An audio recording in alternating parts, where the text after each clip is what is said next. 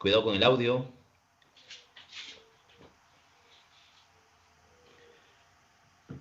Ahora sí, vamos a ver. ¿Cómo que el último día? ¿El último día? ¿Cómo que el último día? ¿Por qué están hablando ustedes? Sigue la clase. ¿Cómo que qué salón es este? ¿Qué pasó? Ah, es que han cambiado, ¿no? Creo que han cambiado, les han cambiado a ustedes, por eso que están preguntando. Ya se me hacía raro. A ver, no se preocupen. Ya les indicarán entonces el horario para las personas que se han incorporado a este salón.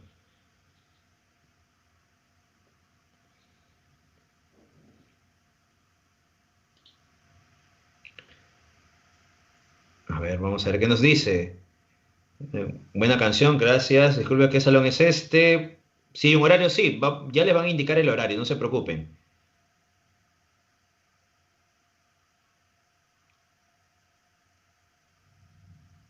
Sí, exacto. Ujú. Buen día también. Recién te incorporas, no te preocupes. Sí, lo que pasa es que estamos ya en la segunda etapa del básico, así que de pronto algunos se han incorporado al salón de hoy. Hay muchos nuevos. Tienes miedo, Luigi, no te preocupes. Al final van a ser amigos. Sí, vamos con todo, muy bien. Vamos con todo, ahora sí. Vamos a empezar entonces el curso de literatura. El tema de hoy, recuerda que está vinculada a la literatura medieval, por eso hemos puesto la canción Fiesta Pagana como intro musical para esta clase. Y hablaremos sobre Italia, un poco de la Divina Comedia, ¿no? Entré un poquito tarde, bueno, no tarde porque recuerda que 9:45 empieza la clase, pero entré como a las 9:35 por ahí, porque estaba en el otro curso, así que como eran nuevos, la mayoría me pasé un poquito los minutos para explicarle, pero ustedes no son tan nuevos que digamos, ¿no? Fiesta pagana, efectivamente, no es. Mago de Oz. Bien, ya todas las personas que están aquí en este salón conocen ya la dinámica del curso, ¿no? No son nuevos que digamos. Así que ya saben cómo será el curso. Vamos a seguir entonces con los temas. Antes de empezar la clase siempre vamos a poner alguna música de intro. Ya cuando empieza la clase, obviamente, nada de música, solamente centrarnos en lo que tenemos que escuchar la clase. Y recuerden, 10 minutos antes tu examen y también recomendaciones del día de hoy. ¿Ya? Ahora sí empezamos porque si no, no vamos a alcanzar y no vas a saber en qué círculo del infierno vas a estar. Porque has llegado este día para que puedas tú al fin conocer en qué círculo del infierno vas a estar, supongo, ¿no? Por eso te has quedado esperando la clase de hoy. Así que empezamos.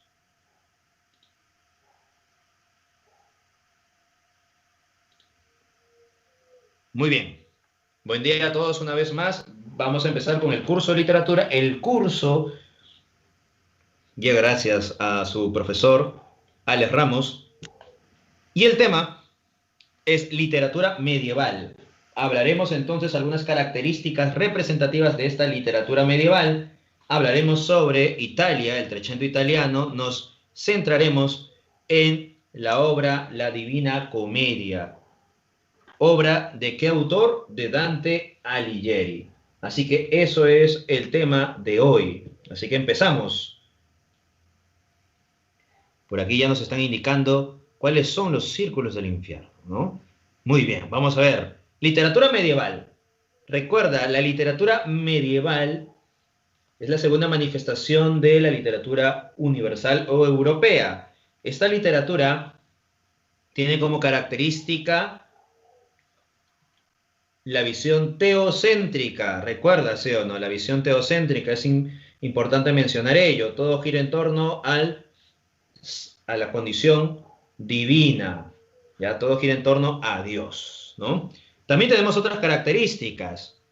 Vamos a ver, hay una formación de lenguas romances, recuerda, ¿no? La lengua oficial de esta literatura o de esta época medieval era el latín, considerada la lengua culta.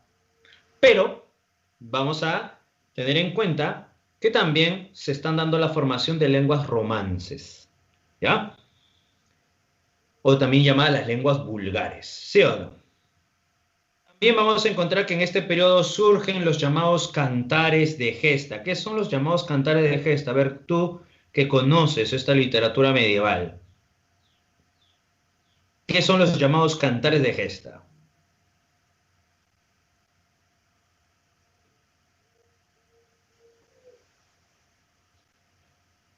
Muy bien, por aquí están apareciendo los primeros comentarios.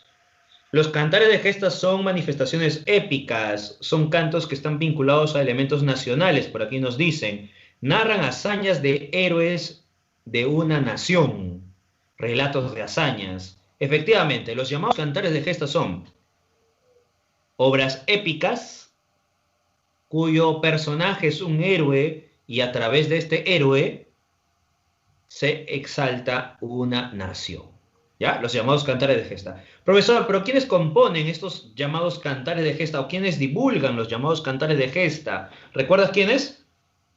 Los juglares. Efectivamente, los juglares son aquellos autores, bueno, son aquellos poetas, ¿no? Son aquellos poetas que están vinculados al pueblo y empiezan a cantar estas grandes hazañas de héroes nacionales. ¿Ya? También aparecen los trovadores, y los trovadores están vinculados a la poesía, están vinculados a un sentido lírico, a los sentimientos. Entonces recuerda la diferencia entre juglar y trovador. El juglar, épico. El trovador, lírico. Entonces vamos a encontrar este surgimiento de los llamados cantares de gesta con una noción nacional. Hay una visión teocéntrica, te había indicado, todo gira en torno a la divinidad, ¿no? A la divinidad. Por aquí me dice, profesor, ¿las lenguas romances? Sí, las lenguas romances son lenguas vulgares. Quiere decir la lengua que pertenece al vulgo, o sea, al pueblo, ¿ya? Entre ellas tenemos, por ejemplo, el romance castellano, ¿no? O en el caso de Italia, el toscano, ¿recuerda, sí o no? Profesor, ¿eso quiere decir que todas las obras de este periodo se van a escribir en latín o en lengua romance? No. Quiere decir que algunas obras van a estar escritas en latín, otras obras van a manifestarse a través de lenguas romances, ¿ya? Por ejemplo, el Mío Cid es una obra que está vinculado a, o se va a divulgar a través de esta lengua romance.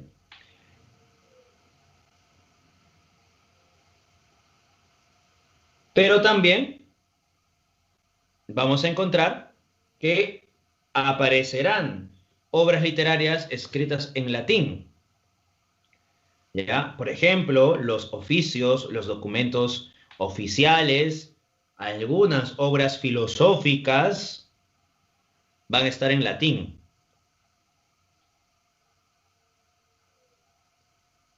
Pero también vamos a encontrar obras que están en lenguas romances. Recuerda que las lenguas romances salen del latín, ¿no? El toscano es una lengua romance, una lengua vulgar. ¿Por qué se llama vulgar o lenguas vulgares? Porque la palabra vulgo es sinónimo de pueblo. Exacto, vulgo, pueblo. ¿Ya? Por eso se llaman lenguas vulgares. Lenguas que hablan las personas del pueblo.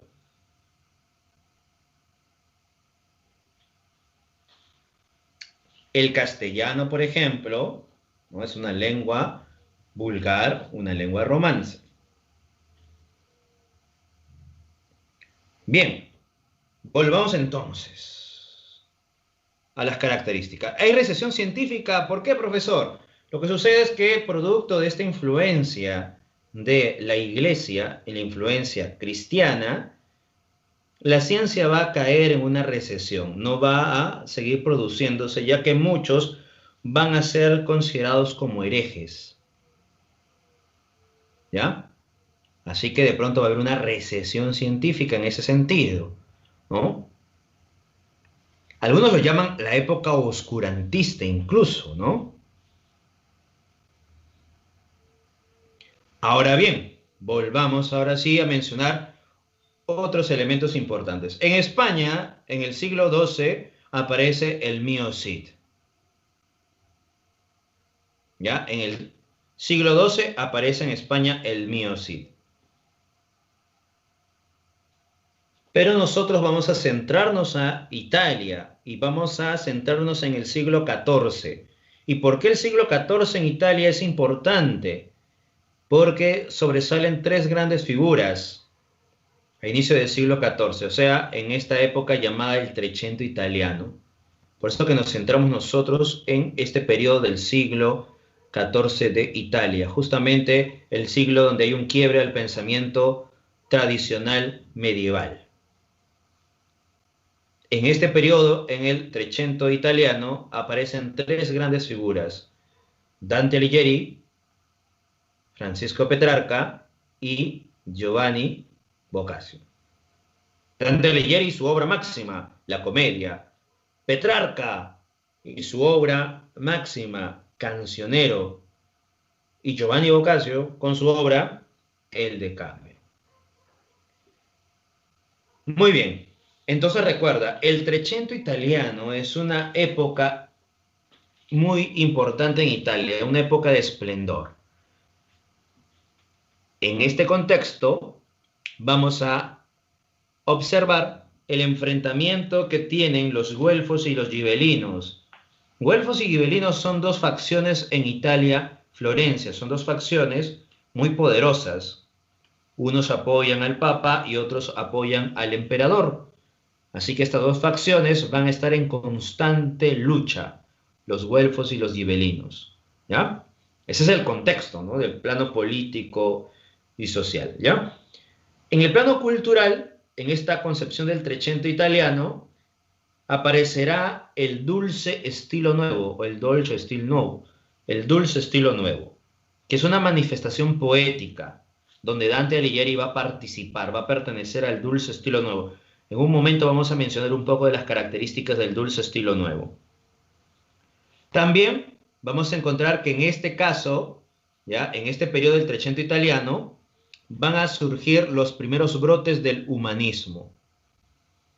Recuerda que estamos mencionando un poco de las características del Trecento italiano. Todavía no estoy pasando la diapositiva. No se preocupen. No estoy pasando la diapositiva, estoy mencionando algunas características del Trecento, porque nosotros nos vamos a centrar en Dante Alighieri. Por eso que estoy mencionando un poco de lo que es el Trecento italiano, porque de ahí pasaremos a Dante Alighieri. Bien, entonces recuerda, ¿qué estamos mencionando? Estamos mencionando que de pronto el Trecento italiano aparece en los primeros brotes del humanismo.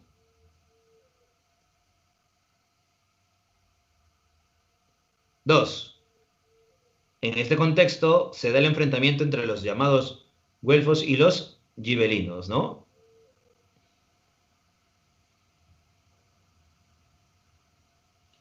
Los güelfos y los gibelinos. Aparece el dulce estilo nuevo. Y esas son algunas características que debes de recordar sobre el Trecento italiano, ¿no? Muy bien. Diciendo estas palabras, ahora sí vamos a centrarnos en Dante Alighieri, que es uno de los autores representativos de este periodo. Características representativas de Dante Alighieri. Recuerda que a él se le llama, a Dante Alighieri recuerda que se le llama el Aristóteles moderno, ¿ya? A Dante Alighieri. Profesor, ¿a quién se le llama el padre del humanismo? Ah, lo mencionamos antes de pasar a esta diapositiva, ¿sí o no? Mencionamos que el padre del humanismo es Francisco. ¿Francisco qué? Francisco Petrarca. Pero bien, vamos entonces a mencionar a Dante Alighieri. Dante Alighieri, algunas características importantes. Recuerda que él se le considera el Aristóteles moderno, ¿ya? A ver, Dante Alighieri va a apoyar a los güelfos, que recuerda que es una facción que está enfrentándose a los gibelinos, así que Dante participa en política, ya desde muy joven. Y producto de esta participación política e ideológica, Dante va a ser desterrado de Florencia.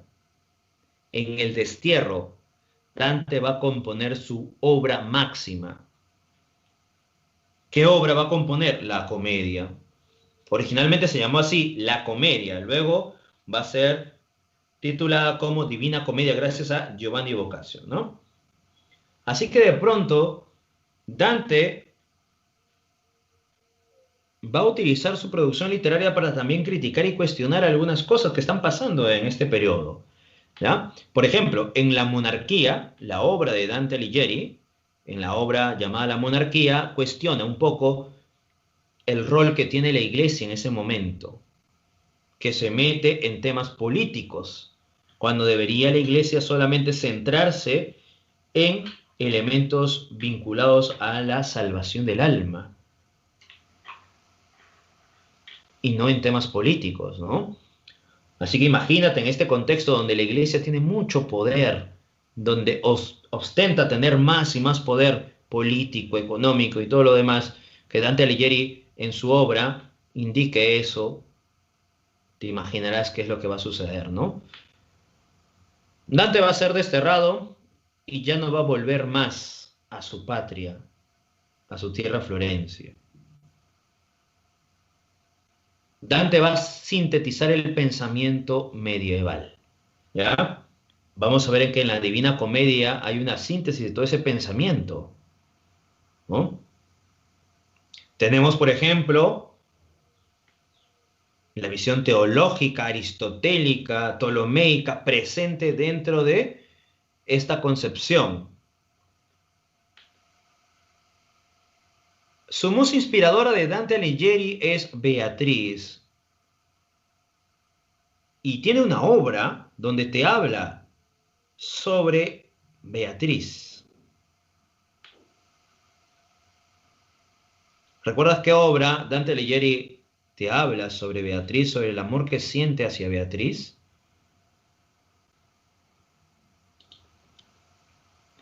Muy bien, Leisha. La obra es Vida Nueva, efectivamente. En esta obra, Dante Alighieri nos habla sobre el amor profundo que siente por Beatriz. Cuando la conoció, cómo estaba vestida, qué representa Beatriz para él, una vida nueva para este autor. Es su musa inspiradora, Beatriz. Recuerda que Beatriz va a morir muy joven, ¿no? Y Dante la va a generar una imagen importante y majestuosa dentro de la Divina Comedia, ¿no? Pero la Divina Comedia no es una obra amorosa, recuerda, ¿no? No es una obra que te habla sobre Beatriz. La Divina Comedia tiene otra temática. Más bien... A ver, cuidado con el audio, cuidado con el audio, no se preocupen, ahorita silencio. Tengan cuidado con el audio, ¿ah? Si no vamos a ver interferencias.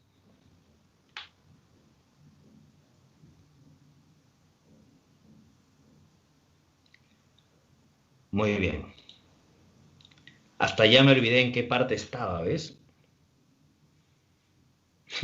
No se preocupen. Les estaba diciendo, Beatriz, estaba hablando sobre Beatriz, ¿ves? Muy bien. Les estaba indicando que esta obra, recuerda, Vida Nueva, esta obra Vida Nueva te habla sobre Beatriz y el amor que siente Beatriz. Y también te estaba indicando que la comedia no habla sobre el amor hacia Beatriz, sino en la obra Vida Nueva. La comedia, en cambio, te habla sobre la salvación del alma. Muy bien, Laicha, muy bien. Gracias por estar atenta. Efectivamente, no habla sobre el amor a Beatriz, sino sobre la salvación del alma, porque eso sería el tema vinculante dentro de la Divina Comedia. Sin embargo, Beatriz sí es un personaje de la Divina Comedia, ¿ya? Pero la obra donde te habla solamente hacia Beatriz es Vida Nueva. Bien, siguiente punto, influencia del dulce estilo nuevo. A ver, Dante Alighieri va a participar en esta manifestación poética, el dulce estilo nuevo. ¿Ya? ¿Qué es el dulce estilo nuevo, profesor? En el dulce estilo nuevo se idealiza a la mujer como un ser angelical, majestuosa, divina, pura, inmaculada. Hay una idealización tremenda de la mujer en el dulce estilo nuevo. ¿Ya? Además se representa la concepción divina del amor. ¿Cómo es eso de la concepción divina del amor? Recuerda que estamos en la época medieval y todo está vinculado a la noción cristiana o a la noción religiosa, ¿no? Entonces, el poeta era un pecador, ¿no? Tenía algunas dificultades, era el pecador y estaba enamorado de aquella dama, aquella mujer, que se representa como la Donna Angelicata, como la mujer angelical, efectivamente. Entonces, como ella es pura, inmaculada, ¿qué sucede? Sucede que de pronto el poeta, al darse cuenta que está manchado por el pecado, no puede acercarse a ella, porque ella es pura, inmaculada, recuerda, ¿no?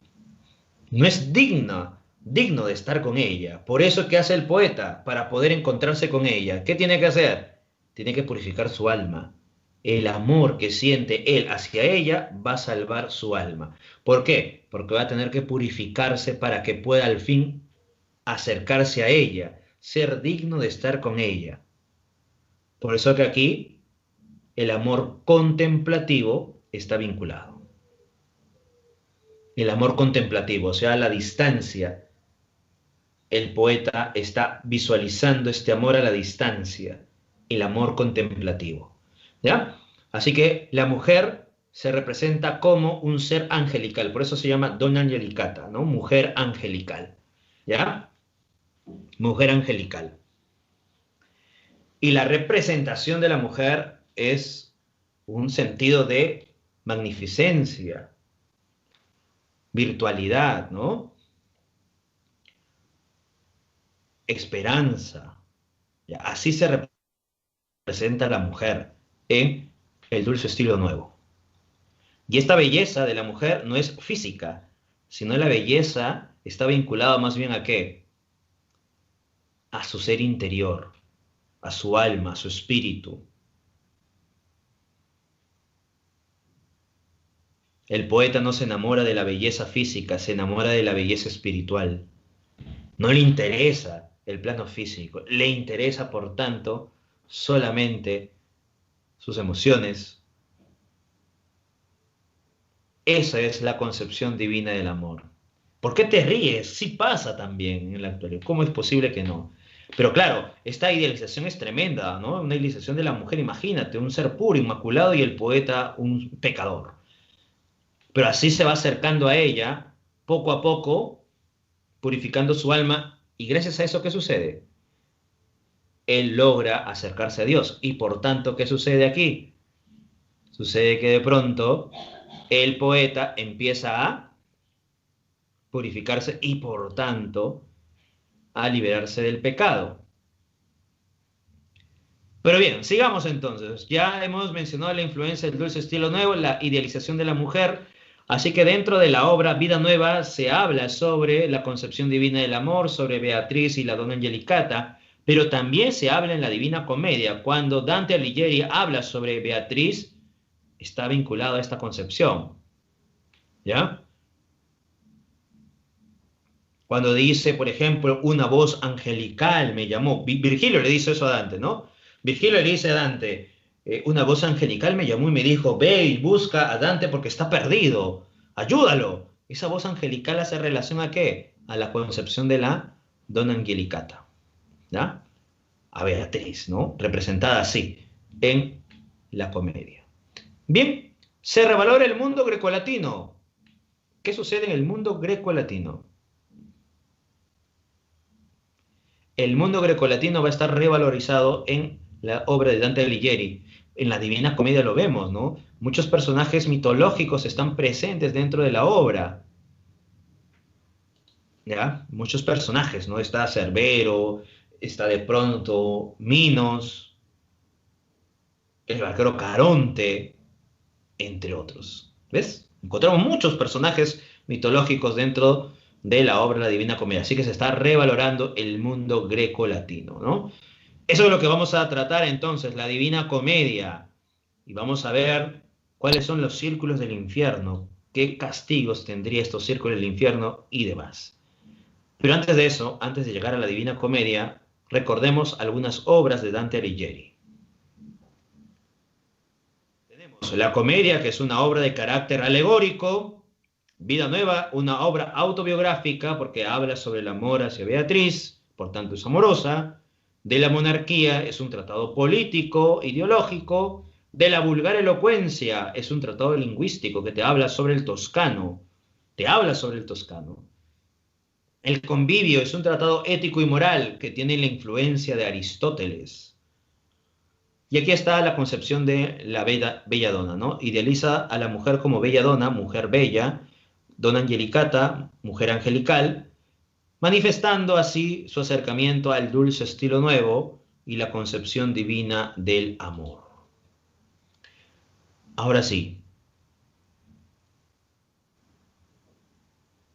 nos acercamos entonces a la comedia.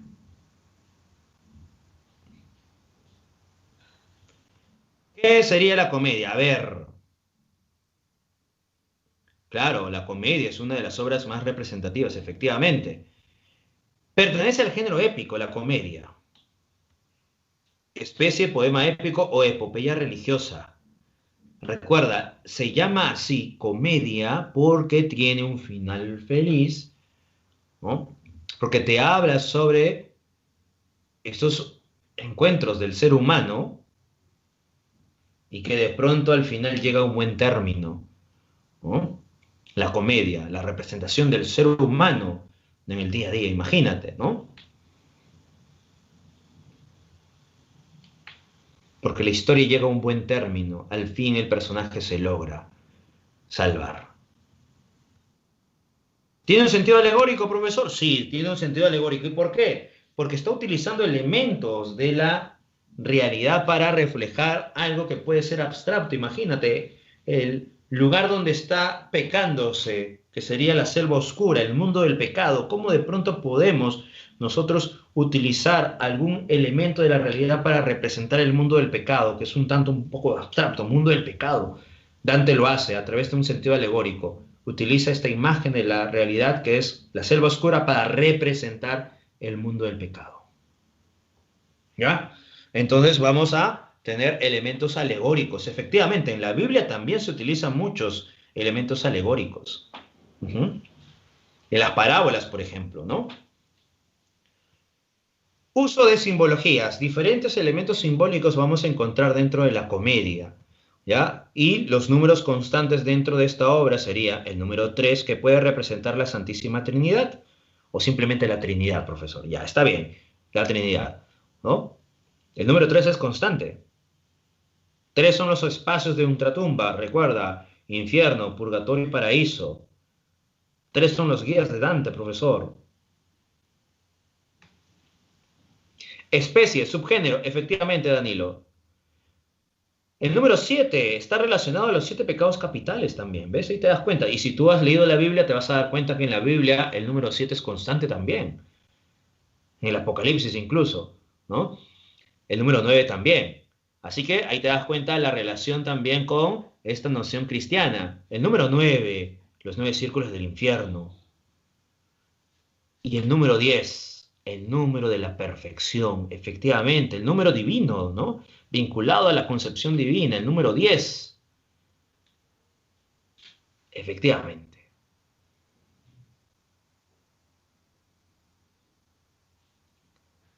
Esos serían entonces algunos elementos, ¿no?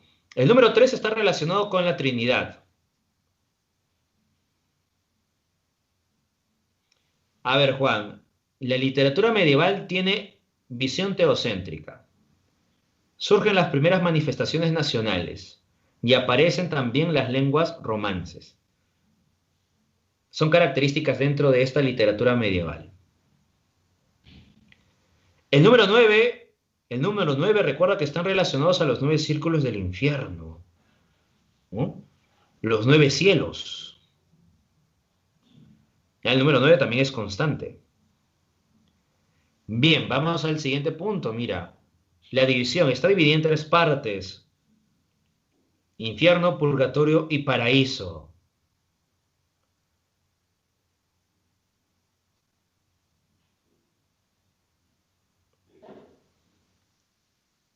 Está escrita en toscano. Recuerda, una lengua vulgar, ¿no? Está escrita en toscano. ¿Ya? Y el número de cantos es 100, divididos en un canto para el prólogo, 33 cantos para el infierno, 33 cantos para el purgatorio, 33 cantos del paraíso. Número 100, entonces.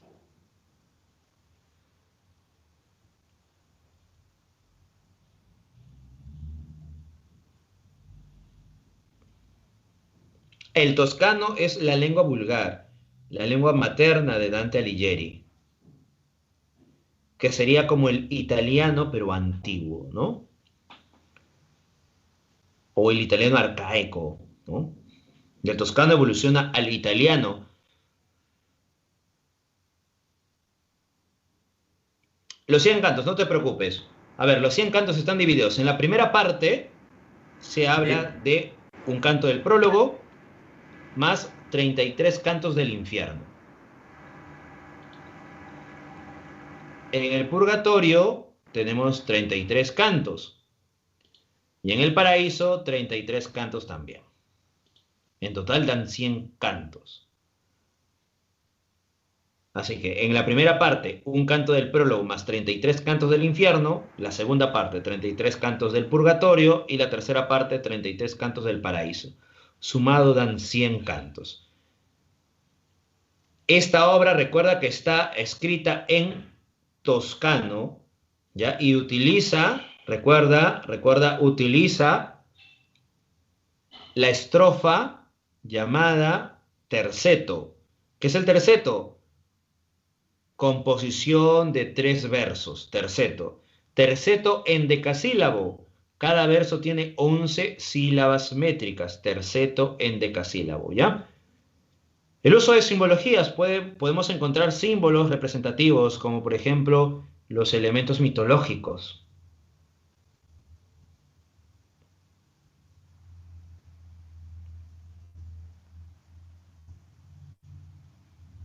Uso de simbologías, elementos mitológicos, ¿no? Puede ahí encontrarse, ¿no? O la representación de la razón humana vinculado a Virgilio. Lengua vulgar quiere decir que está vinculado al pueblo. Vulgar, vulgo, pueblo. Así que el toscano es una lengua vulgar porque es hablado por el pueblo. En el prólogo, efectivamente, en el canto del prólogo te dice cómo Dante estaba perdido en la selva oscura y cómo busca encontrar el camino del bien. Ahí encontrará a Virgilio y se irá con Virgilio para ir por el infierno, ¿no? Ese es el prólogo. Ahorita vamos a hablar sobre ello, no se preocupen.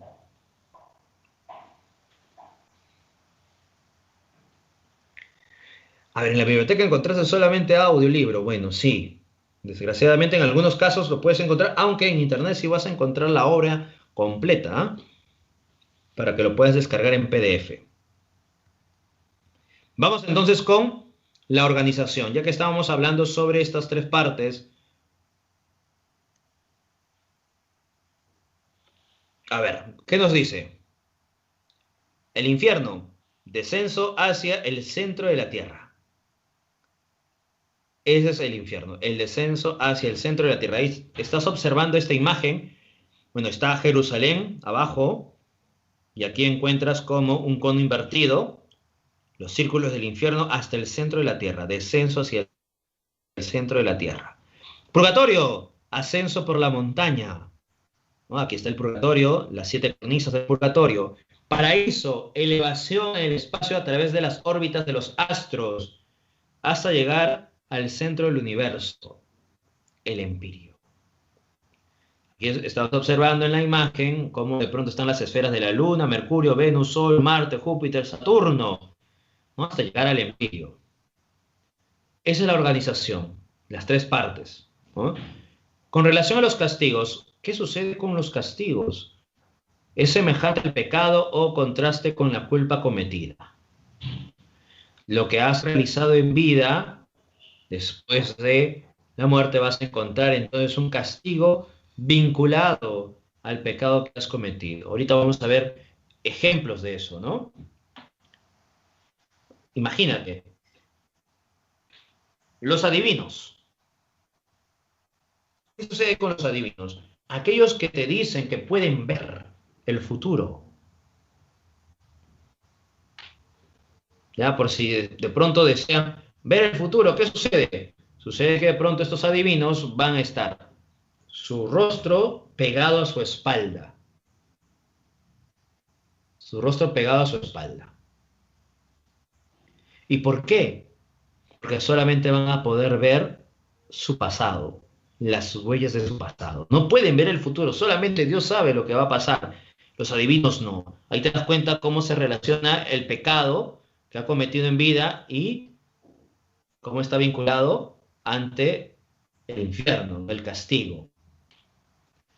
Virgilio representa la razón humana. Miren, ahora sí, vamos a mencionar un poco sobre los círculos del infierno. Dante Alighieri se nutre, Dante Alighieri se nutre de los círculos del infierno, ¿ya?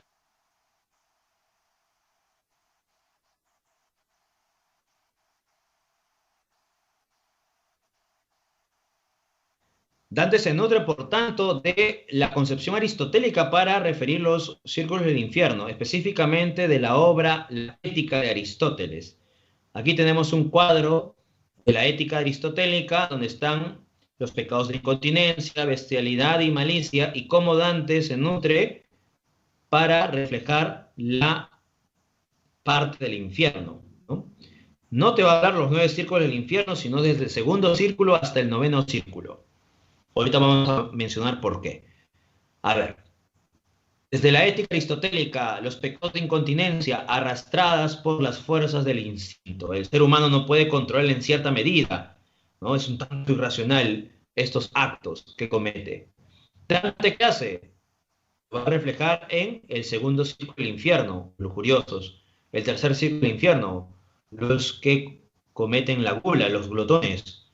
Cuarto círculo del infierno, los avaros y los pródigos. Quinto círculo del infierno, la ira. Quiere decir que se nutre de la visión aristotélica de los pecados de incontinencia, ¿no? Los pecados de bestialidad, para Dante, están vinculados a la ética de Aristóteles. A ver, ¿qué nos dice? Las acciones cometidas fueron contrarias a lo que corresponde a la naturaleza humana.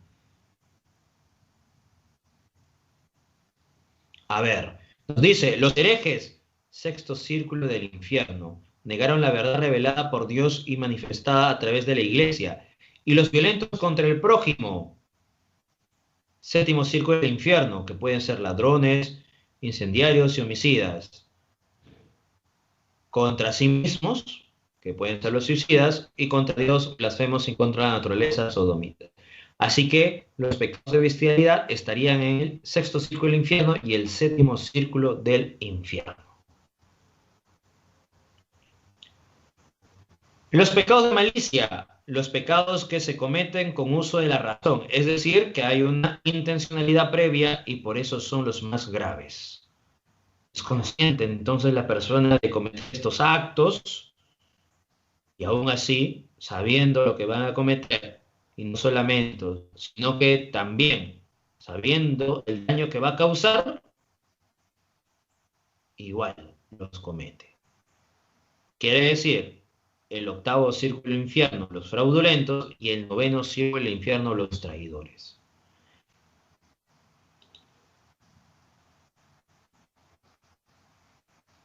Por tanto, Dante Alighieri se nutre de Aristóteles.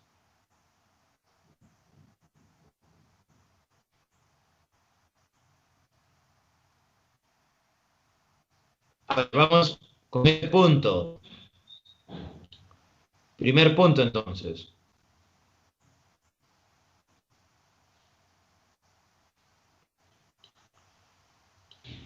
Lee este punto y a ver, dime qué es lo que encuentras, a ver qué es lo que te está indicando el poeta. Tenemos 4 estrofas.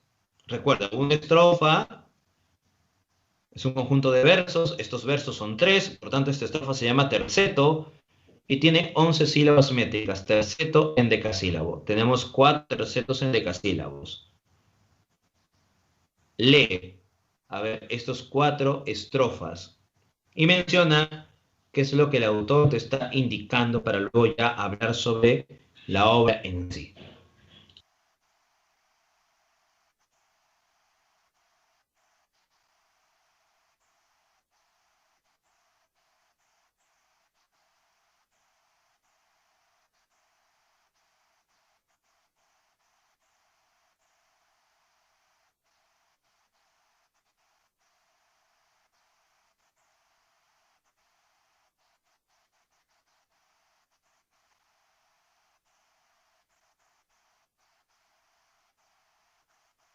Bien, terminaste de leer, supongo, ¿no? Terminaste de leer.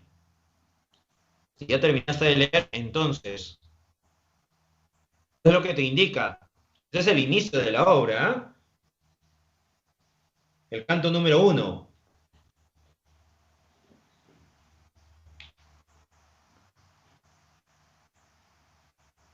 Sí, ese es el prólogo, efectivamente. Canto número 1, que sería el prólogo. ¿Qué te está indicando? A ver, Freire nos menciona, habla sobre el camino incorrecto, camino de la vida, camino de la luz. Está perdido en la selva oscura. Muy bien, estoy leyendo sus comentarios. Se encuentra en la selva oscura sin saber cómo ha llegado.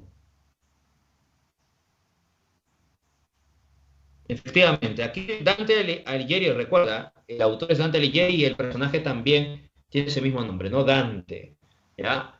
A ver, el personaje va a contar su historia, por tanto es un narrador personaje. Narrador de primera persona. Mitad del camino de la vida. En una selva oscura me encontraba porque mi ruta había extraviado. Sabemos entonces que hay un camino, pero también hay un desvío, ¿sí o no? En una selva oscura me encontraba porque mi ruta había extraviado. Entonces, este personaje es consciente que está en un camino extraviado. El camino correcto no sería la selva oscura, sino lo contrario a la selva oscura. ¿Ya?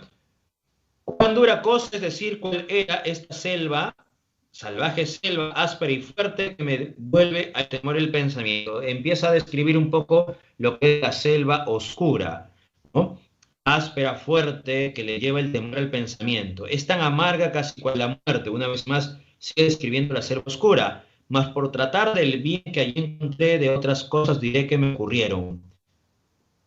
Yo no sé repetir cómo entré en ella, pues tan dormido me hallaba en el punto que abandoné la senda verdadera. Aquí está, este elemento es importante. La senda verdadera es el camino correcto, el camino que lleva a Dios, el camino de la vida, de la existencia humana, dentro de la concepción teocéntrica. ¿Dónde tiene que ir? A Dios, a la luz, efectivamente. Por tanto, si estamos observando el camino correcto, y a su vez Dante nos está diciendo que está extraviado, entonces este extravío, este camino incorrecto sería contrario al camino de la luz, contrario a Dios.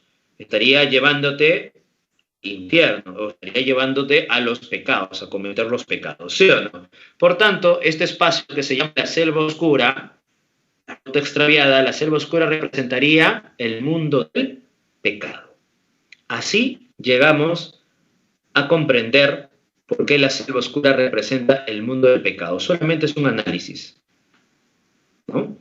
Porque tú dices, profesor, pero ¿por qué la selva oscura representa el mundo del pecado? ¿Qué tiene que ver? Bueno, ya sabemos entonces cómo hemos llegado a interpretar las palabras de Dante para representar la selva oscura como el mundo del pecado. ¿Ves? Ahí te das cuenta ya la interpretación. Ahora, luego de estos versos, Dante sigue hablando, ¿no? Él quiere salir de la selva oscura. Él es consciente que está perdido. Él es consciente que está en la selva oscura. ¿Qué hace entonces Dante? Dante busca, por lo tanto, alejarse de este espacio. Pero en ese instante aparecen las fieras.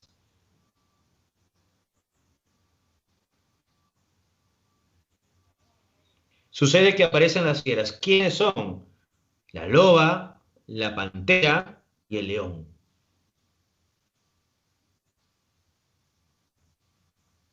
Aparece la loba, la pantera y el león. ¿Qué representan estas fieras?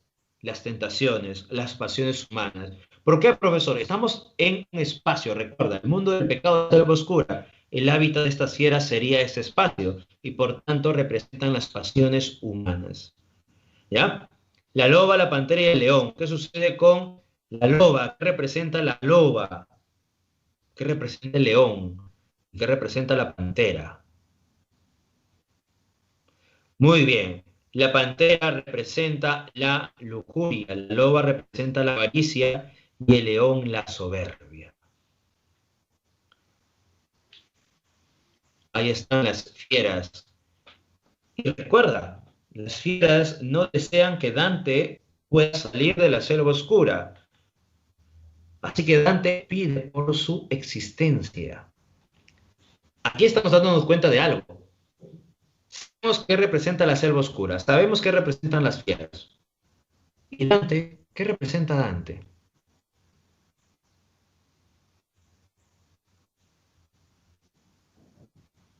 Si Dante está perdido en la selva oscura, Dante representa al pecador, exacto. Dante es el pecador, el cristiano débil, el hombre extraviado. Dante ha cometido pecados, por eso está en la selva oscura.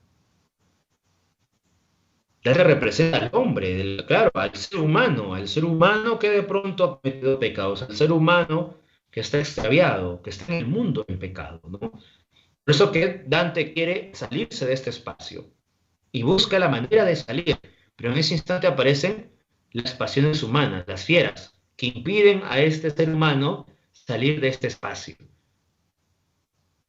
Es como que de pronto te das cuenta que estás cometiendo diferentes obstáculos o de pronto errores, pecados, y quieres apartarte de estos pecados que estás cometiendo y de pronto aparecen las tentaciones para que vuelvas a cometer estos pecados, porque no quieren que tú salgas de este espacio, ¿no? Lo mismo pasa con Dante. Dante quiere salir, pero aparecen las fieras, las pasiones humanas, las tentaciones para que Dante siga cometiendo los pecados, ¿no? Para que siga extraviado en esta selva oscura. Por eso que Dante pide clemencia. Busca Dante ¿qué? Salvarse. Porque se da cuenta que las fieras no van a dejarlo libre. Y en medio de todo esto aparece Virgilio, que sería su primer guía. Virgilio aparece y le dice a Dante, una voz angelical me ha llamado, me ha indicado que busque a Dante, te busque y logre apartarte de este espacio. Dante se maravilla porque Virgilio es su maestro. Dante ha leído a Virgilio, autor de la Eneida, es un autor romano. Dante ha leído constantemente a Virgilio, así que se maravilla porque su guía, su primer guía será Virgilio, su maestro literario, ¿no? Virgilio representaría entonces a la razón. Pero Virgilio nos dice que una voz angelical lo llamó, y esa voz angelical es Beatriz. Beatriz representa la fe. ¿Ah? Y su siguiente guía, San Bernardo, representaría la contemplación.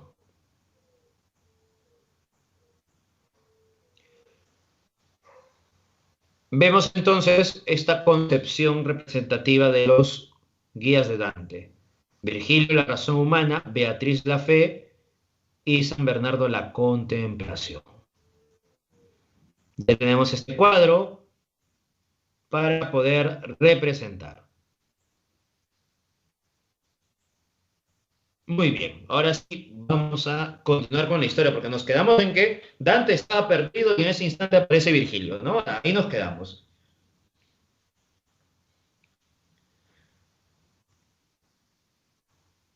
A ver, Dante y Virgilio se apartan de la selva oscura.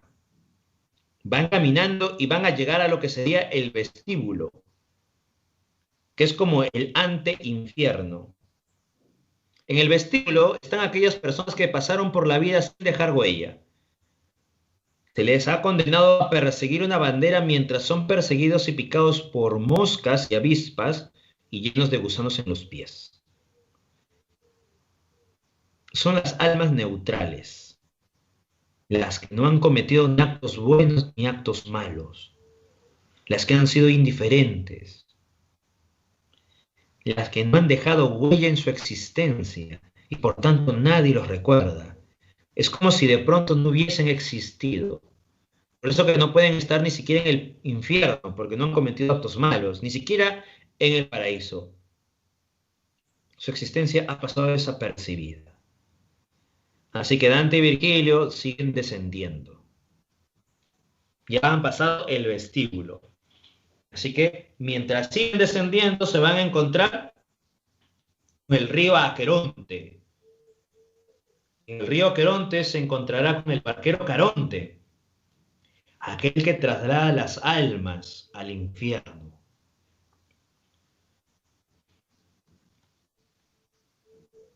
Así que el barquero Caronte está aquí, ¿no? Virgilio le dice a Caronte para que Dante pueda cruzar, para ir al infierno.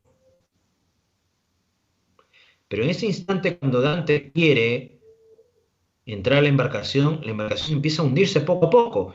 Caronte le dice no, él no puede pasar. Porque recuerda, solamente pasan las almas que van a ser trasladadas al infierno. Pero Dante no estaba muerto, sino que, producto de la divinidad, Dante va a tener que pasar por estos espacios. Así que de pronto, Virgilio le dice eso a Caronte, que Dante tiene que pasar, porque Dios está permitiendo eso. Caronte a regañadientes va a aceptar. Así que lo traslada al infierno. Recuerda entonces, ya hemos mencionado, selva oscura, se encuentra con Virgilio, se alejan de las fieras, pasan por el vestíbulo, que es como el anteinfierno, tienen que cruzar el río Aqueronte y luego ya llegar a las compuertas del infierno. Dante y Virgilio al fin llegan a las compuertas del infierno. ¿Y qué sucede aquí? En ese instante, cuando al fin han llegado a las compuertas del infierno, Dante empieza a leer algunas palabras que dejó Lucifer como bienvenida, ¿no? La entrada al infierno, hay una advertencia contundente. Y dice así: por mí se va a la ciudad doliente, por mí se va al eterno sufrimiento, por mí se va a la gente condenada. Antes de mí no fue cosa creada, sino lo eterno y duro eternamente. Dejad, los que aquí entráis, toda esperanza. Bueno, Dante lee eso y se asusta. No quiere entrar. Porque dice, dejad los que aquí entráis toda esperanza. ¿Y por qué dice eso? Porque aquel que entra ya no sale. ¿Y dónde va a entrar, profesor? Al infierno, a la ciudad doliente, al eterno sufrimiento, a la gente condenada. Virgilio dice, no te preocupes, Dante, nada te va a pasar, estás conmigo. Así que Virgilio y Dante avanzan. ¿Empiezan a qué? A descender. Van a llegar entonces al primer círculo del infierno. ¿Ya? Aquí tienes una infografía donde se sintetiza todo los círculos del infierno, ¿no?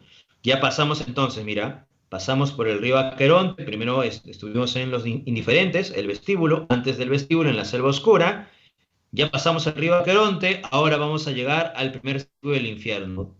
El primer círculo del infierno están los no bautizados. En el primer círculo del infierno están las personas o los grandes pensadores de la humanidad, pero antes de Jesús. Así que Virgilio pertenece a este primer círculo del infierno, porque Virgilio no conoció la palabra de Dios. Virgilio adoró a otros dioses, a dioses paganos, a otros dioses, recuerda. Por ello es que Virgilio pertenece al primer círculo del infierno. Y muchos grandes autores de la antigüedad van a estar en este periodo. ¿Ya? Exacto, todo esto está dentro de la obra La Divina Comedia. A ver, primer círculo del infierno, el limbo, lugar donde van todas las personas que nunca fueron bautizadas. Por tanto, tienen el pecado original, por ello están en el primer círculo del infierno. Aquellas que no cometieron algún pecado, pero que vivieron antes del cristianismo, y por lo tanto no adoraron a Dios como se debía. Aquí se encuentran personajes de todo tipo, ¿ah? Como Homero, Adán, Abel, Sócrates, Platón, Héctor, Eneas, entre otros muchos. Entre otros, dice, personajes ilustres de la historia. Los que se encuentran en este círculo están condenados a vivir con el deseo de ver a Dios y no poder tenerlo jamás. ¿Por qué? Porque recuerda, ellos no conocieron a Dios, no vieron la luz y por tanto van a estar en medio de la oscuridad, en medio de las tinieblas. Alusión a que jamás verán a Dios. Tendrán esperanza, sí, de querer verlo, pero nunca podrán ver a Dios. ¿Ya? Seguimos entonces, ya sabes por qué Virgilio pertenece al primer círculo del infierno, ¿ah? Porque es un personaje no bautizado, porque es un personaje que adoró a otros dioses. Es un pagano, ¿no? Segundo círculo del infierno.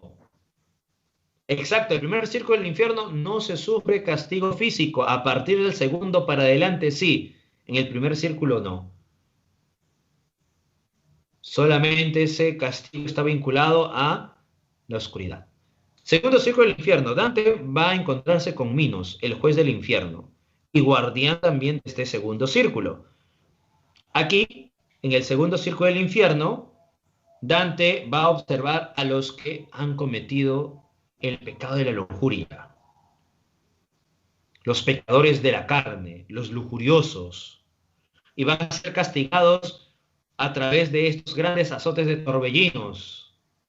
Minos es el juez del infierno, el que te va a indicar a qué círculo te corresponde. Cuando mueras, vas frente a Minos, Minos que conoce todos tus pecados, te dirá qué puedes ir al círculo que te corresponde, ¿no? Dependiendo de esa cola enorme que tiene, hace círculos para ver cuál de ellos te corresponde. Dante sigue observando y observa a su vez estos grandes personajes, ¿no?, de la antigüedad. Entre ellos incluso va a observar a Dido, Helena, Aquiles, Cleopatra, entre otros. Aquí, en el segundo círculo del infierno, están los lujuriosos, azotados por los torbellinos y golpeados entre ellos mismos.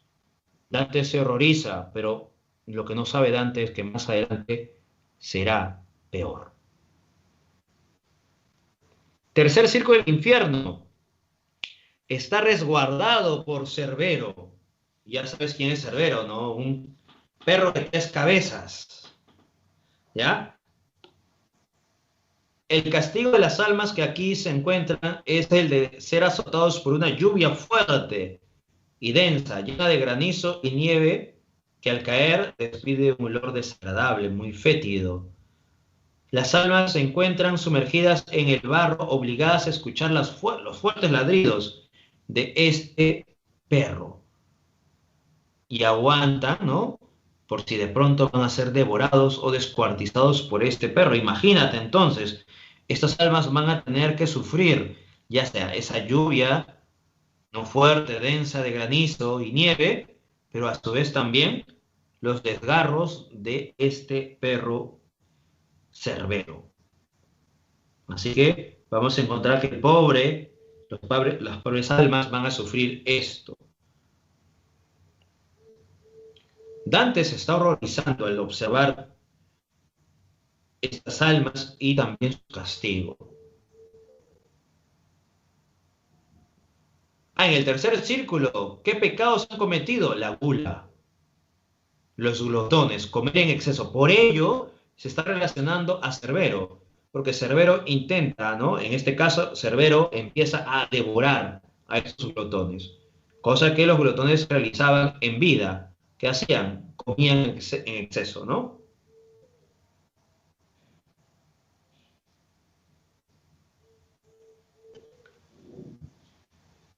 Dante Alighieri está contándolo. Dante está contándolo en primera persona, efectivamente. Tercer círculo del infierno. Dante se horroriza, sigue avanzando, descendiendo, desciende al cuarto círculo del infierno. En el cuarto círculo del infierno va a encontrar a los que cometen el pecado de la avaricia y también de la prodigalidad, o sea, los que despilfarran, los pródigos, los que despilfarran su dinero, y los avaros, los que quieren obtener más y más y más.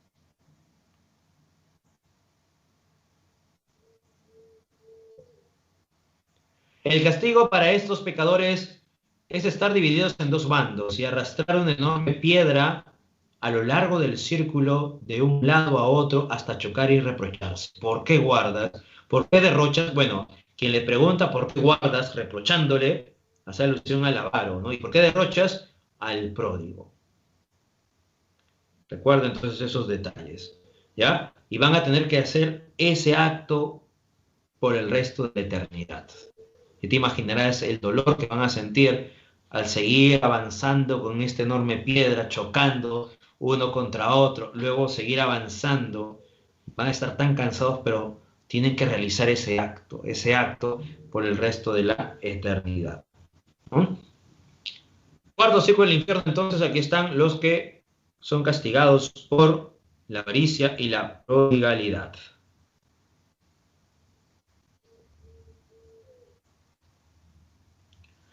Recuerda entonces, en este cuarto círculo del infierno se encuentra Plutón, efectivamente. ¿Ya? Y si no realizabas este acto, ¿qué pasa? Bueno, sucede que de pronto estás condenado a realizarlo. Por más que no quieras, tu propio cuerpo va a realizarlo. O de pronto también están estos demonios que van a obligarte a realizarlo, ¿no? Ahí te vas a dar cuenta, por ejemplo, en el tercer ciclo del infierno, cuando Cerbero te empieza a devorar, ¿qué sucede? Vas a poder reintegrarte una vez más y una vez más vas a ser devorado. Lo que vas a sentir es dolor, solamente dolor por la eternidad. Vas a sentir cómo en el caso del tercer círculo, ¿no? Cómo Cerbero empieza a desgarrarte la piel, eso vas a sentir. Luego se va a reincorporar todo tu piel y otra vez va a ser devorado. Vas a sentir cómo te devoran. Y ese es el dolor que vas a sentir por el resto de la eternidad. Lo mismo pasa en el cuarto círculo del infierno. Es el dolor que vas a sentir al momento de seguir cargando y cargando y cargando esta gran roca. ¿Ya? Quinto círculo del infierno. Recuerda que Dante estaba mencionando todo esto, ¿sí o no? Quinto círculo del infierno. Ahí te imaginarás, mira, el pobre Dante, cómo ve horrorizado estas almas, ¿no? Dominados por la ira y los perezosos. Cuidado, aquí los perezosos también están. Ten cuidado, ¿ah? A ver, ¿qué nos dice? Los primeros se encontraban en la laguna Estigia, donde se golpeaban y se arrancaban pedazos de carne con los dientes, imagínate, ¿no? Los iracundos, tú que te molestas de todo, pasa una mosca, te molestas. Ahí está, ¿ves? Los iracundos, los coléricos, van a estar en pareja y van a enfrentarse entre sí, desgarrarse la piel, arrancarse en pedazos la piel, imagínate, con los dientes, con las uñas. Te imaginas, Dante está ahí temblando, ¿no? Y Virgilio dice, tranquilo, Dante, tranquilo. Sigue entonces avanzando. Quinto círculo del infierno, ¿ves? Sexto círculo del infierno, ahora viene el sexto círculo del infierno. Dante, cuando junto a Virgilio están descendiendo, se encuentran en las murallas de Dite y de pronto están cerradas estas murallas. ¿Qué sucede? Sucede que aquí están las furias. ¿Recuerdas a las furias?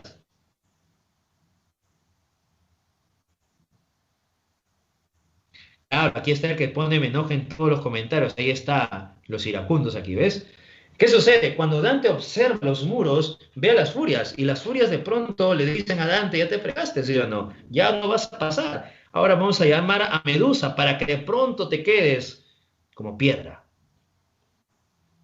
Dante se asusta. Virgilio dice, tranquilo Dante, cierra los ojos, tú solamente escucha, voy a guiarte.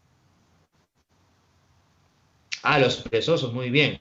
Ellos van a estar sumergidos también en Estigia. ¿Por qué? Inmóviles. Mira, los segundos se encontrarán debajo del fango inmóviles. Como son perezosos, no quieren hacer nada, pues bien, van a estar sumergiéndose y mientras se van sumergiendo, van a faltarle el aliento, poco a poco van a sentir esa desesperación, ¿no? De no poder respirar una y otra vez hasta que de pronto vuelve a suceder lo mismo. El infierno.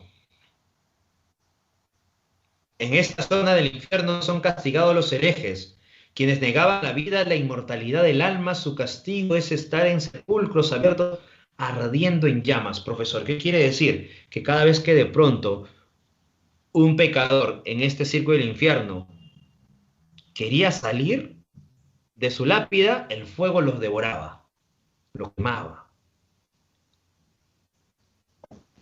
Así que de pronto el sexto círculo del infierno están los herejes relacionados a la hoguera. ¿Recuerda cómo los quemaban a los herejes en la época medieval? Aquí, el sexto círculo del infierno, están estos herejes.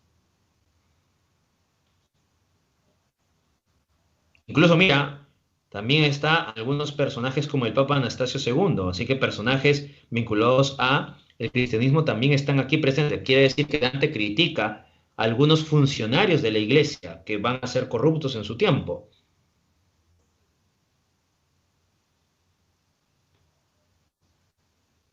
Sexto círculo del infierno, mira, en el séptimo círculo del infierno están los violentos. Los violentos contra el prójimo. Los violentos contra el prójimo. Aquí están sumergiéndose en la sangre hirviente. La sangre de aquellos que han matado, ¿no? De los inocentes. En el segundo círculo, bueno, en la segunda fosa están los violentos contra sí mismo. Esos violentos contra sí mismo, recuerda, son los suicidas. Y ellos van a estar representados a través de plantas. ¿Y por qué plantas, profesor? Porque como ellos han violentado su cuerpo en vida, ahora Dios les ha castigado y no les va a entregar el cuerpo que ellos han violentado. Por ello, van a estar a través de ¿qué? De plantas. Y van a venir las aves de rapiña y van a empezar poco a poco ¿a qué? A desgarrar su cuerpo, que en este instante sería plantas, ¿no? Van a sentir entonces esos desgarros de estas aves de rapiña. Siguiente, entonces, vamos a ver a los violentos contra Dios y la naturaleza. Van a estar desnudos recorriendo arenas hirvientes mientras va cayendo va cayendo estos fuegos, ¿no? En el séptimo círculo, entonces, tenemos tres fosas. Los violentos contra el prójimo, los violentos contra sí mismo y los violentos contra la naturaleza y Dios. Aquí están las tres fosas en las imágenes, ¿no? Los violentos contra el prójimo, pueden ser los homicidas.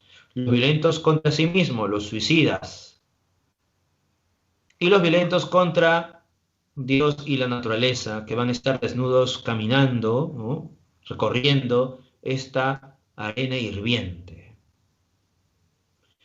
La primera, el castigo, van a estar sumergidos en la sangre de los inocentes. Y esta sangre está hirviendo. En el sexto círculo, ya, sexto círculo están los herejes. Este es el séptimo círculo. La segunda fosa del séptimo círculo, los violentos contra sí mismos, los suicidas, van a estar representados a través de ¿qué? De plantas. Octavo círculo del infierno. Están los fraudulentos. Aquí tienes 10 cornisas, ¿ya? O 10 fosas, perdón. A ver, preguntan por aquí, profesor, ¿y por qué en plantas? ¿Por qué los violentos contra sí mismos están representados así en el séptimo círculo del infierno? A ver, respondo. Porque los violentos contra sí mismos están flagelando el cuerpo que Dios le ha dado. Y como flagelan el cuerpo que Dios le ha dado, muertos ya, ellos no van a tener el cuerpo que Dios le ha dado, porque recuerda que han empezado a flagelar su cuerpo. Así que van a estar de forma de plantas, estáticos, plantas, para que no se hagan daño. Pero a su vez van a tener este castigo, van a venir las aves de rapiña y van a desgarrar parte de su vez, ¿no? Muy bien. Octavo círculo del infierno están los fraudulentos. Están los proxenetas, los aduladores, los cortesanos, dice los simoníacos, los que venden las bulas papales, o de pronto los que comercializan con la fe, los simoníacos. Los adivinos, los falsos profetas, los políticos corruptos, ahí te imaginarás cuántos están aquí, los hipócritas, los ladrones, los consejeros fraudulentos, los que dividen una relación, cuidado, ¿ya? Los que dividen una relación, así que ya sabes, los charlatanes y falsificadores. Todos ellos están en el octavo círculo del infierno.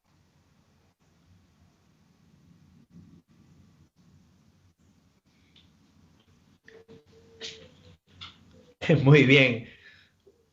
Están haciendo alusión a todos los congresistas, toda la política del Perú por aquí en los comentarios.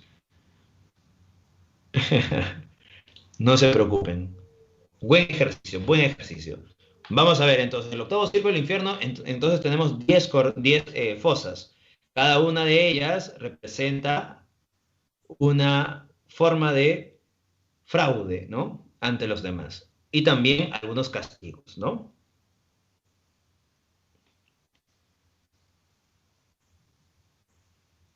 O sea, los que siembran una discordia, los que utilizan la palabra, ¿no? Para sembrar discordia, o sea, para generar un fraude, una ruptura, ¿no?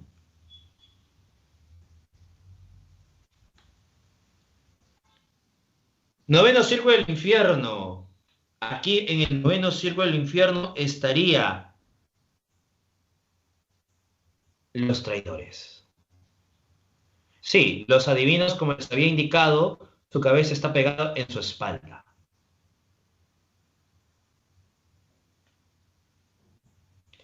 En el noveno círculo del infierno, ya recuerda que aquí vas a encontrar a los traidores. Están representados por los que mataron los que traicionaron a su familia, están en la fosa Caín. Caín, como mató a su hermano, aquí se encuentran los traidores a su familia. La Antenora, Antenor de Troya, ayudó a los griegos contra su ciudad, por tanto están los traidores de la patria. La Ptolomea, Ptolomeo rey de Egipto, quien mató a su huésped, por tanto aquí están los traidores a sus huéspedes. Y la Judesca, los que traicionaron a Jesús, por tanto aquí están los traidores a sus benefactores.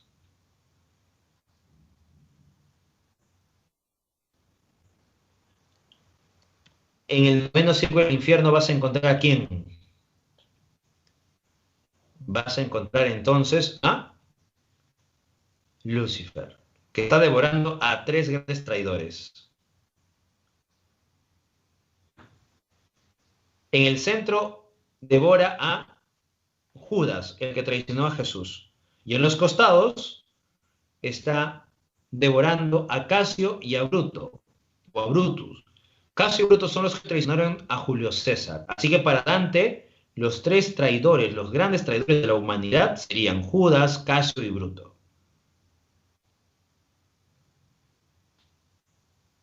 ¿Ya? Recuerda eso. Traicionaron, por tanto, Judas, el que traicionó a Jesús, y Casio y Bruto los que traicionaron a Julio César.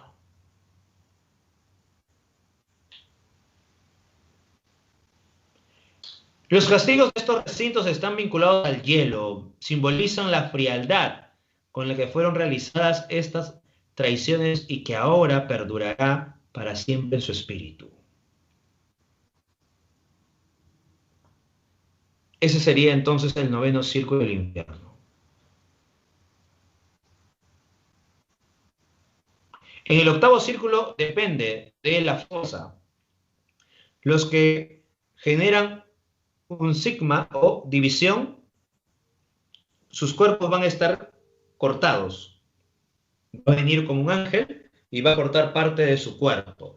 Esa parte que está cortada, poco a poco va a querer unirse y una vez más vendrá ese ángel y cortará esa parte del cuerpo. Los adivinos, su cabeza está pegada a su espalda y así vamos a encontrar diferentes castigos en las 10 fosas del octavo círculo del infierno. El castigo en el noveno círculo del infierno, aquí los mencionamos, están vinculados al hielo, están sumergidos ante el hielo, están congelados en el noveno círculo del infierno.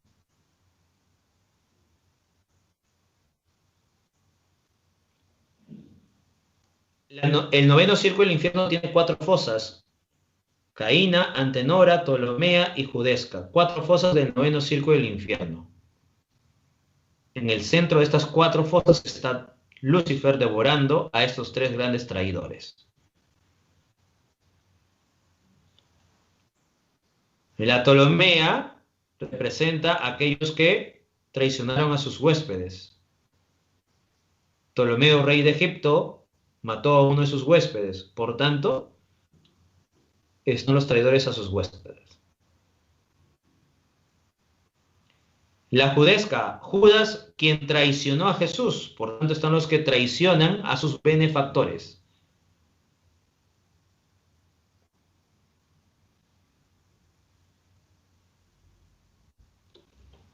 Y recuerda eso, ¿no? Judas traiciona, por tanto, a sus benefactores. Muy bien, hasta aquí entonces nos quedamos para que puedas realizar tu examen.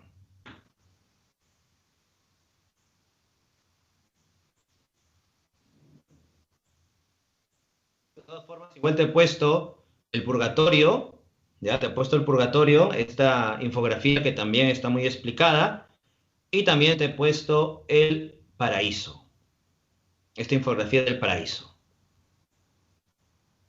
¿Ya? Purgatorio y paraíso, ¿ves?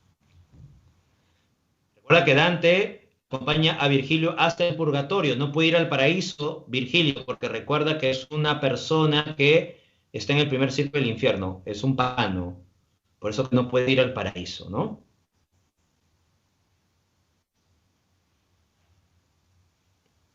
¿Ya?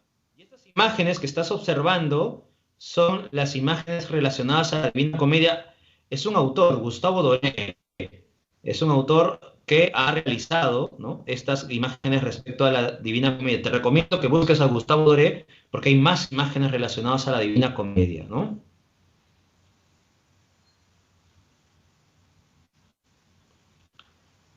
Dante y Virgilio ascienden al purgatorio, pero ya no puede Virgilio acompañar a Dante al paraíso. Solamente se queda en este espacio, ¿no?, que sería el paraíso terrenal. Tiene que descender Virgilio y llegar al primer cielo del infierno.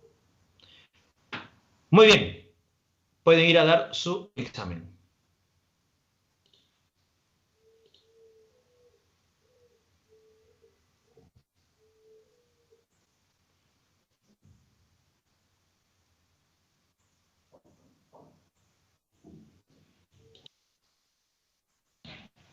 En el caso del paraíso, Miren, en el caso del paraíso, tenemos esto, ¿no?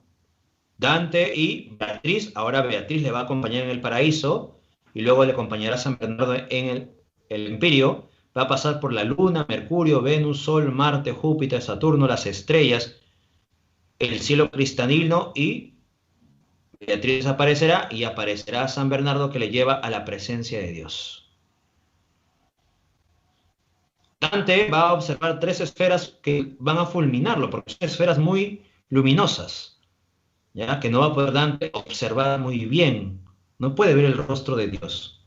Estamos en la época medieval, recuerda, es imposible que se pueda ver el rostro de Dios, si no sería herejía dentro de la concepción medieval. Así que Dante va a observar todo esto, ¿no?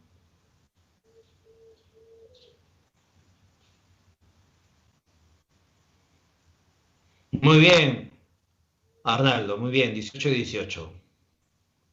No, Dante ha pasado ya hasta el paraíso, se va a encontrar con Beatriz, con San Bernardo, y va a observar entonces la gracia de Dios. Lo que está mencionándose en esta historia es que de pronto Dante está contando esta obra para que el ser humano pueda cambiar, pueda reflexionar sobre sus actos, ya que si de pronto cometes pecados y no te arrepientes, estás en el infierno. Has cometido pecados, pero te has arrepentido, estás en el purgatorio y esperas que de pronto puedas al fin llegar al paraíso, purificarte y llegar al paraíso. Y si estás en el paraíso son las personas que de pronto no han cometido pecados, están en el camino del bien, el camino recto.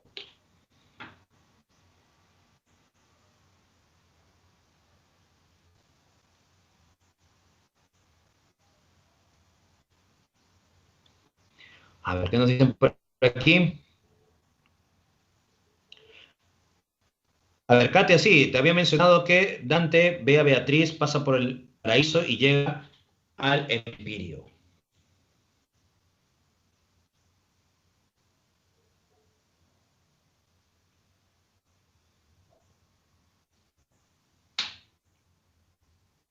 Dieciocho, 18, muy bien. 12 de 18, muy bien, Juan. Muy bien, Fresley. Gracias a ti, Naicha. Juan, ¿por qué recorrió todo? Porque Dante nos quiere mostrar cuáles son las consecuencias de los actos del ser humano. Juan Jesús, 12:18. Gracias, Leicha, gracias, Lucas. Luis, 18:18. Muy bien. Bueno, Catherine, eso no te puedo responder porque ahorita está en examen. Muy bien, Michelle, 12:18. Muy bien, Ashley. 18:18, Ashley.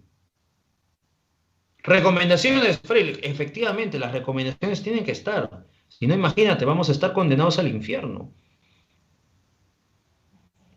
Si no, Lucifer nos va a empezar a transgular, ¿no? Nos va a empezar a comer, si no. No podemos ir sin recomendaciones. Es una herejía irnos sin recomendaciones. Vamos a estar condenados, si no, al infierno. A ver, por acá vamos a seguir leyendo sus comentarios.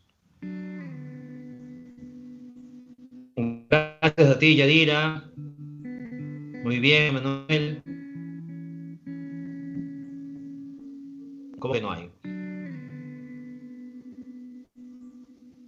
Muy bien, 18-18. Muy bien también, Gustavo, Josué. A ver, recomendaciones del fin de semana antes que te puedas marchar. Tenemos en poesía, una vez más, a Juan Gonzalo Rose. Yo te había recomendado otra obra de Juan Gonzalo Rose. Te recomiendo un poema más,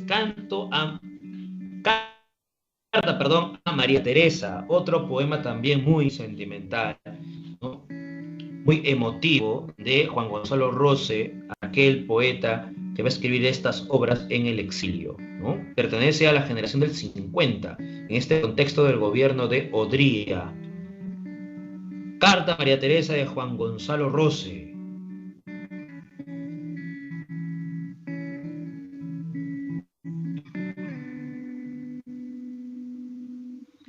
Y en cuento, recomiendo doblaje de Julio Ramón Ribeiro, ya que estamos mencionando a la generación del 50, Ribeiro también pertenece a la generación del 50. En este caso, el cuento doblaje no está vinculado a esta concepción de emigrante, ¿no? Se habla más bien de una obra un tanto fantástica, como de pronto una persona quiere encontrar a su doble y se va a las antípodas para poder verlo, para poder reencontrarse o encontrarse con él. Va a suceder diferentes circunstancias hasta que de pronto retornará y no sabemos si de pronto lo encontró o no. Bueno, eso lo vas a ver en el cuento en sí. Doblaje. ¿Existe realmente un otro, una persona tan igual a ti en otra parte del mundo? ¿Podrás reencontrarte con él? ¿En verdad existe, sí o no? Eso es doblaje. Julio Ramón Ribeiro. ¿Y qué harías si de pronto te encuentras con esa persona que es tan igual a ti? Imagínate. Giampiero, muy bien, 18-18. Diana, 18-18, muy bien.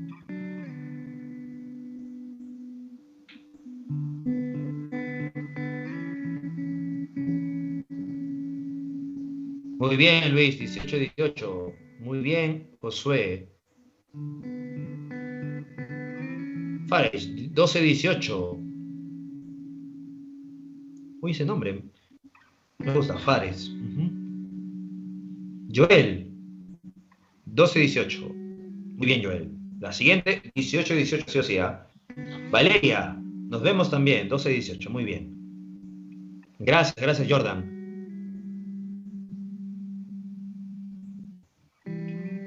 Virgilio gritando, sáqueme del infierno, dice. Muy bien, Juan Jesús. Bueno, pero Virgilio recuerda que poco a poco le está diciendo a Dante, tranquilo, cálmate, Dante, no te desesperes. ¿Por qué te desmayas, Dante? Espera, Dante. Todavía tenemos que recorrer más círculos. Eso le está diciendo Virgilio, no a Dante, ¿no?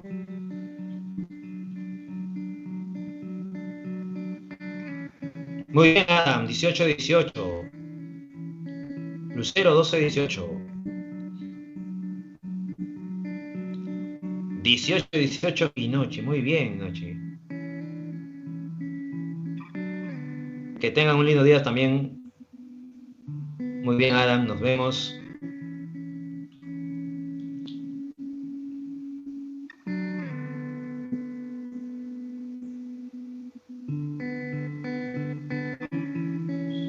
Y la melodía de fondo. Es verdad, nos estamos yendo sin una melodía de fondo. Tienes razón. Bueno, la melodía de fondo, no recuerdo ahorita cómo se titula. Siempre me olvido. Cada vez que me preguntan, tengo el tema, pero luego se me va el título de esta melodía de fondo.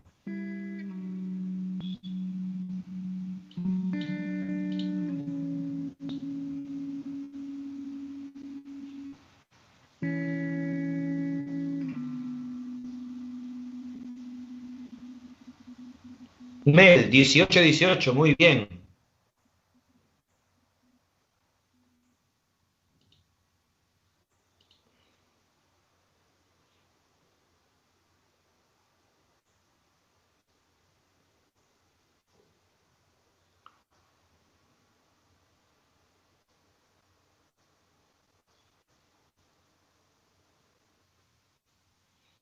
Bien, chicos, entonces nos vemos la siguiente semana. Espero que se encuentren bien. Ya la siguiente semana hablaremos de otra manifestación de la literatura.